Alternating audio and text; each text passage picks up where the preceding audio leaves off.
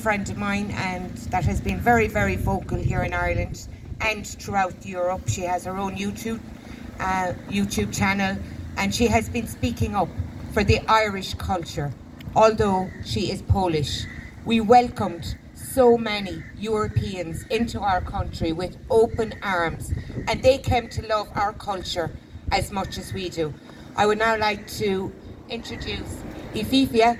I hope I pronounced it right, and she's after coming all the way from Kerry today to speak to you. Thank you. No, my name is Efrita, and I'm from Latvia. Yeah, I'm so delighted to see you all here. I'm so proud, all of us, brave warriors fighting for this country's culture and heritage. Elites are trying to take it away from us, and we can't allow this to happen. They are trying to destroy this country's religion, nationalism, culture. Yes, nationalism. There's nothing wrong to be a nationalist. That's what makes you a proper patriot of this country's culture and history, the true history of Ireland that it's not taught in schools anymore. They are turning children against their own roots, their national pride. That's where communism starts, and I know that. I can smell communism from 100 miles away, as I was born in communist country. Mass media have done so much damage to the Irish people and others around the world that they can't see they are walking into tyranny. Michael Collins would turn in his grave to see that all his efforts and the sacrifice of so many Irish men and women on Irish peace, freedom and sovereignty are forgotten. That Irish people no longer stand up for their land, their culture and their children's future.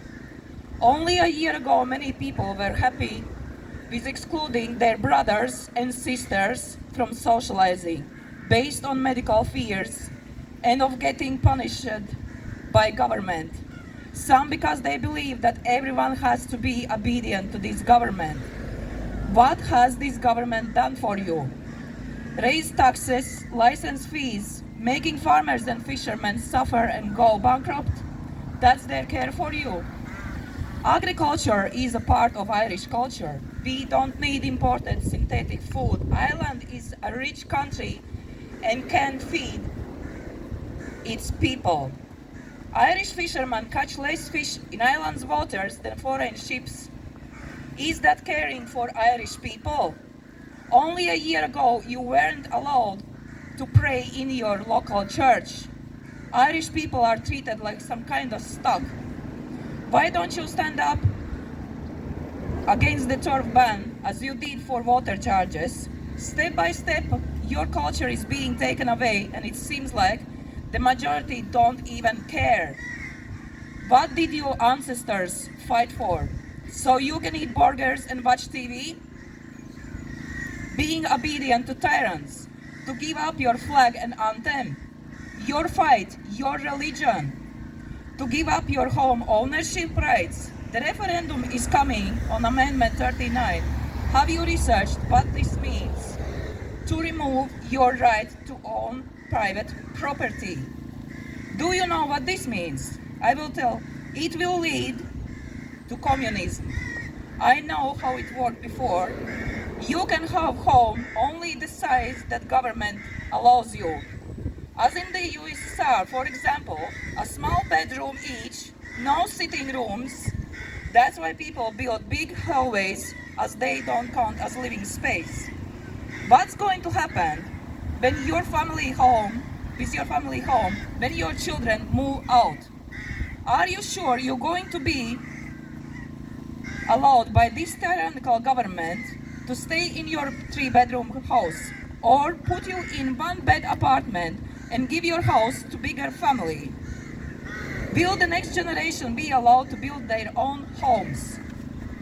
The bill also says, and I want to bring your attention on the word resident. Yes, not citizens. Many people still have no clue what's going on because mainstream media uses those twisted words as to delimit the common good an appropriate need. Who decides what is appropriate? These are only sweet lies that citizens and residents will have rights to appropriate living space. You have to understand that there is no need to change constitution to build more houses. That it's not right to take something someone has worked all their lives for and give or share it with others. When are you going to have enough? When you have to take your children out of college? When you lose your car, your business, because you can't pay bills anymore?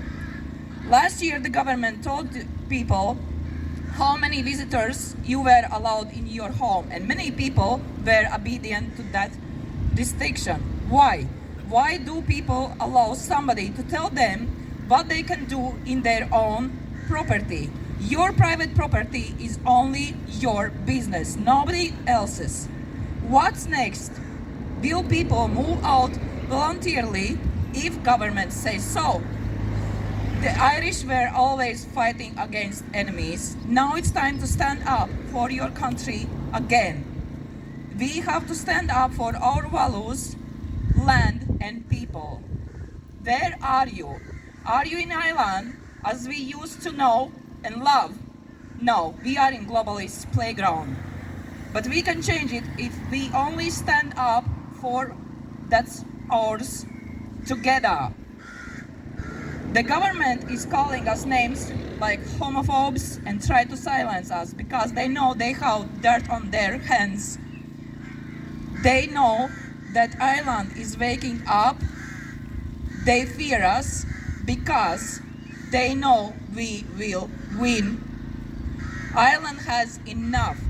Now it's time to take back what's ours.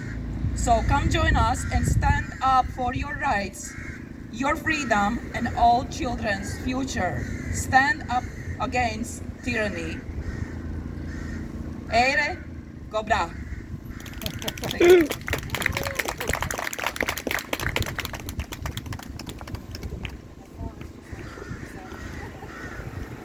Now, just back to our beautiful cultural day, I'm going to invite my own big fella, Shane O'Neill, my son, and he's going to read the proclamation.